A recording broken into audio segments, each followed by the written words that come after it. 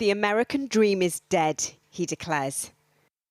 In an 82-word post littered with typos, incendiary language, and baseless assertions. 31 minutes later comes part 2. Donald Trump, referring to himself in the third person, says, "The far and away leading Republican candidate and former president of the United States of America will be arrested on Tuesday of next week." Then a direct command to his followers. Protest. Take our nation back. How do we know you're telling the truth? Because I have no reason to lie. Stephanie Clifford, stage name Stormy Daniels, isn't mentioned in Trump's railings today, but his self-declared pending arrest involves a case of alleged hush money paid to the porn actor. Ms. Daniels says she was paid $130,000 before the 2016 election in exchange for silence about an alleged affair a decade earlier. I'm not a victim. I'm not. It was entirely consensual. Oh, yes. There are multiple characters in this story. There's Alvin Bragg, the Manhattan District Attorney, who's been investigating the hush payment allegedly made by Trump's then personal lawyer, Michael Cohen.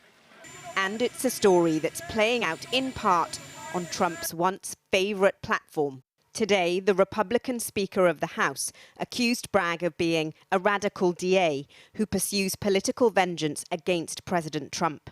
He says he's calling for an investigation into whether federal funds are being used to subvert democracy.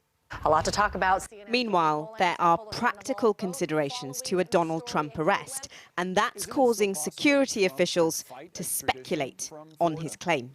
I would find it hard to believe that the Manhattan DA would not give a heads up well in advance to law enforcement that something was about to occur, like an indictment or an arrest, so that they can really be prepared. This isn't something that they would just spring on them with no notice. This is what happened the last time Trump used social media to impel his followers to action. The country's political heart raided and ransacked.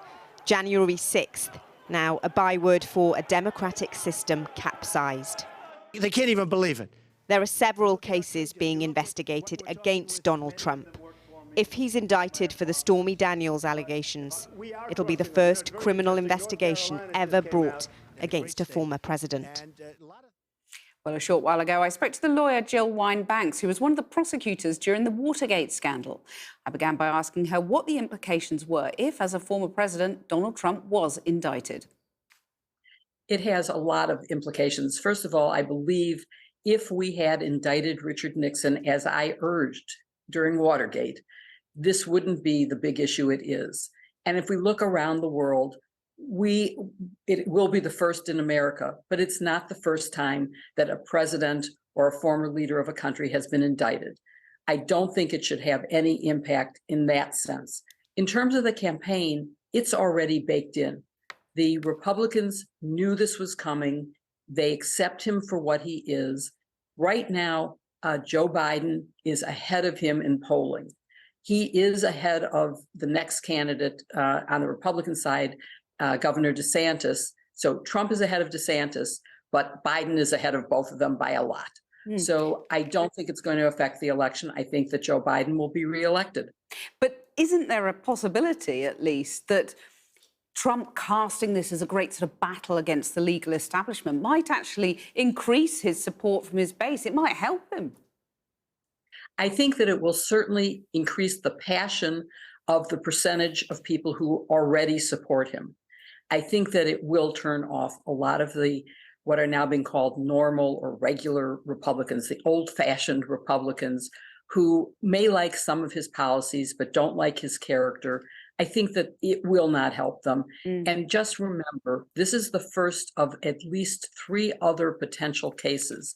You have the Georgia case, which is much more consequential, and you have 2 federal cases, the theft of documents, classified documents, and also, of course, his responsibility for events on January 6th.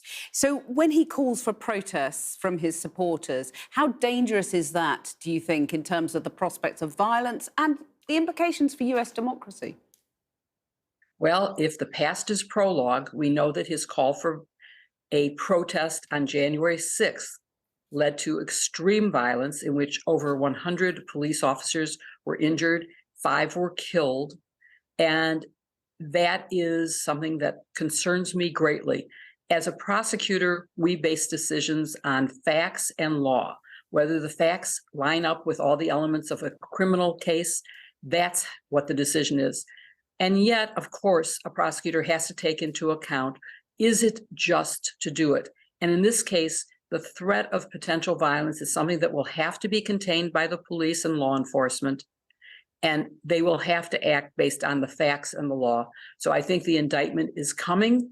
I think indictments are coming. I feel safe in saying that this will not be the only one. Jill Wine-Banks, thanks very much for joining us.